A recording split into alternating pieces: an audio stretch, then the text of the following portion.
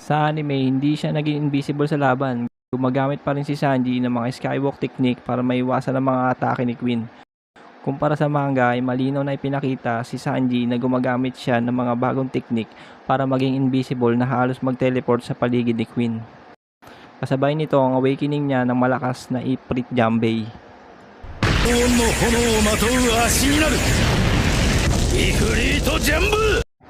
Sa paglalakbay ng karakter ni Sanji sa kwento, ipinakita niya ang malaking growth and development sa kanyang sarili.